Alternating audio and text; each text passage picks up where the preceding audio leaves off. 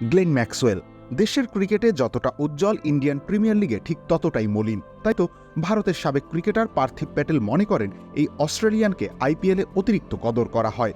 ম্যাক্সওয়েলের সেই অতিমানবীয় 200 রানে অপরাজিত ইনিংসের কথা ভুলবার নয়, তবে তা ছিল দেশের জার্সিতে আফগানিস্তানের বিপক্ষে। আইপিএল এলেই ম্যাক্সওয়েলের ব্যাট যেন ভিন্ন আচরণ শুরু করে। পরিসংখ্যান অন্তত সেই কথাই বলে।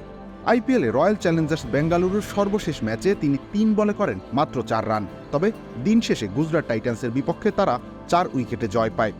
তবে আইপিএলের 17তম আসরে এখন পর্যন্ত ম্যাক্সওয়েল 8 ম্যাচ খেলে সর্বমোট 104 রান করেন। আবার বল হাতে নেন 8.33 ইকোনমিতে 5 উইকেট।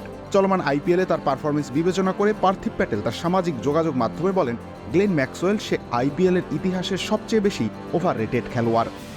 আইপিএলের এবারের আসরে ম্যাক্সওয়েল 8 ম্যাচে মাত্র একটিতে 2 অঙ্কের ঘরে প্রবেশ করেছেন। বোঝাই যাচ্ছে কতটা রান খরায় রয়েছেন অস্ট্রেলিয়ার এই অলরাউন্ডার। অথচ তাকে নিয়ে বেঙ্গালুরুর মাতামাতির শেষ নেই। তাই তো পার্থিবের মন্তব্যের প্রমাণ মিলেছে ম্যাক্সওয়েলের সাম্প্রতিক পরিসংখ্যানে।